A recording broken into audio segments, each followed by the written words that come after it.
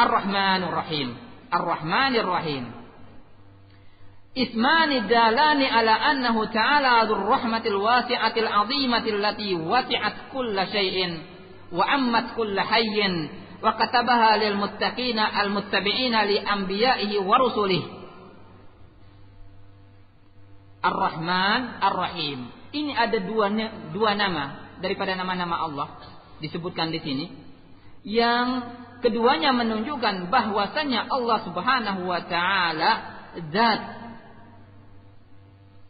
yang memiliki rahmat yang luas, yang agung, yang rahmatnya Allah Subhanahu wa taala meliputi segala sesuatu, meliputi segala kehidupan.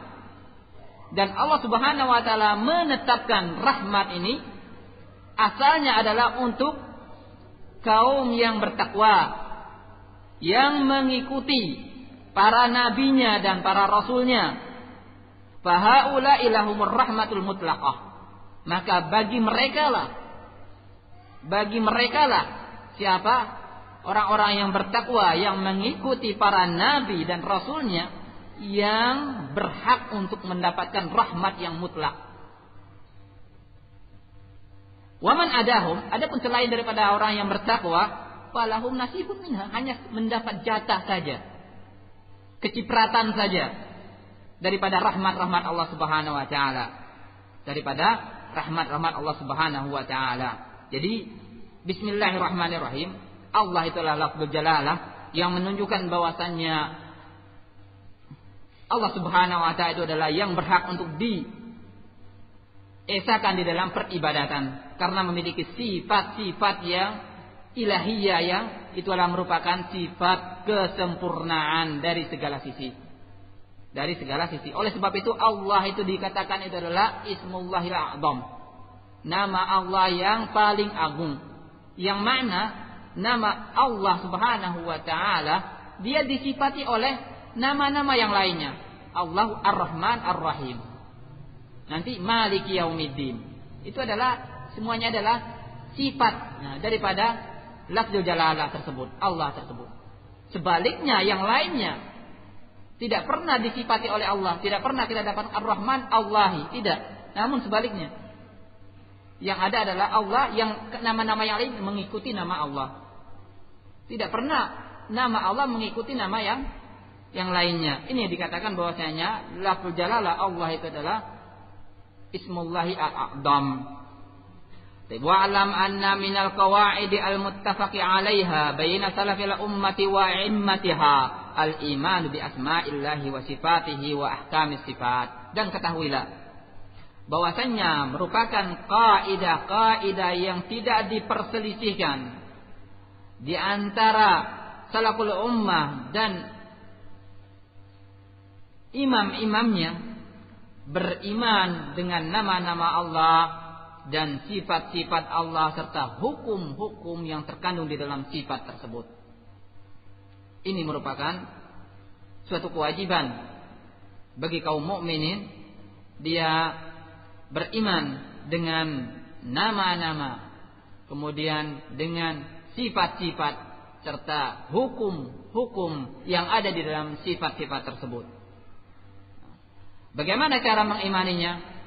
Maka beriman dengan apa yang Allah Subhanahu wa taala tetapkan bagi dirinya di dalam Al-Qur'an, atau ditetapkan oleh Rasulnya di dalam As-Sunnah daripada nama-nama Allah serta sifat-sifatnya, dengan tidak merubah daripada nama-nama serta sifat-sifat tersebut, dengan tidak menolak daripada nama-nama dan sifat-sifat tersebut, dengan tidak menyerupakan nama-nama dan sifat-sifat tersebut dengan nama-nama dan sifat-sifat makhluk, dengan tidak mengira-ngirakan bentuk daripada sifat-sifat tersebut. Itu adalah bentuk daripada al-iman bi asma'i wa sifat.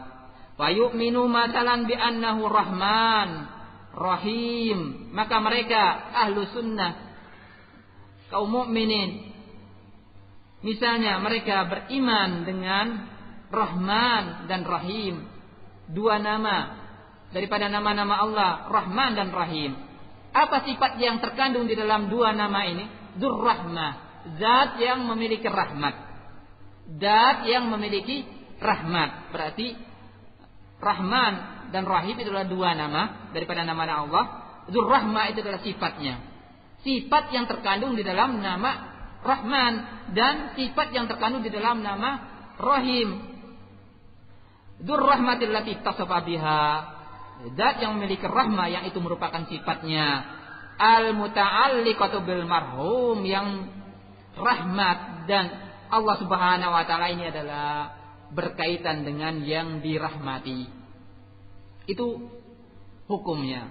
Hukumnya rahmat Allah Subhanahu wa taala tersalurkan kepada manusia yang dirahmati oleh Allah Subhanahu wa taala.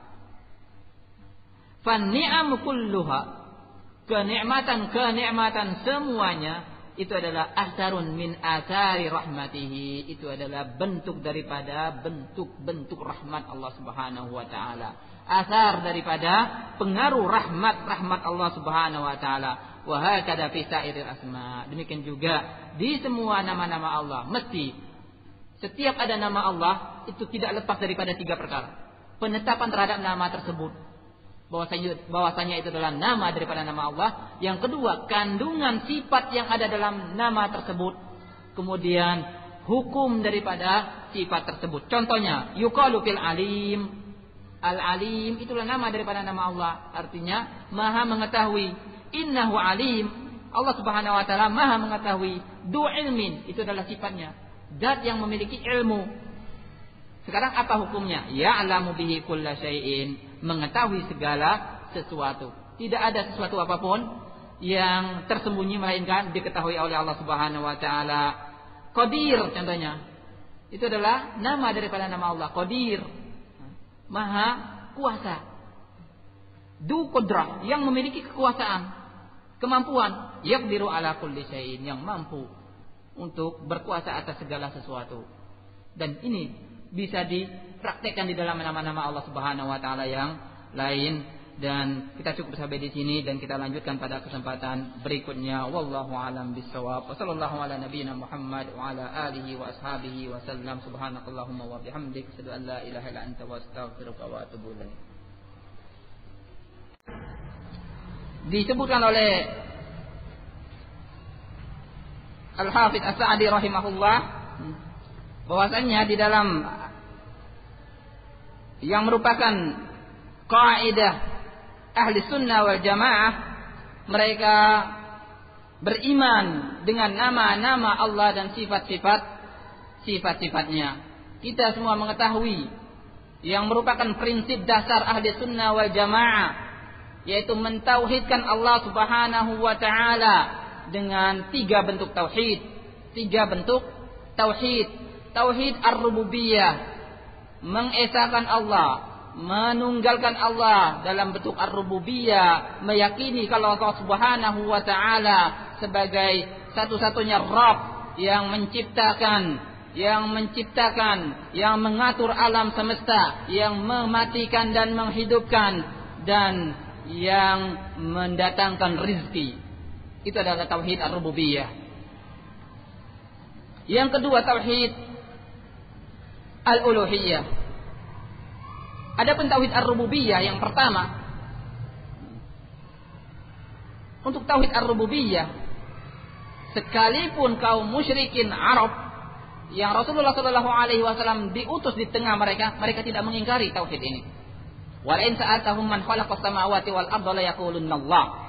Jika engkau tanyakan kepada mereka, siapa pencipta langit dan bumi, maka sungguh mereka akan mengucapkan Allah.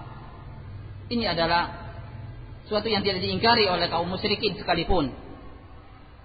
Memang ada pengingkaran, namun itu adalah semata-mata karena keangkuhan dan kesombongan.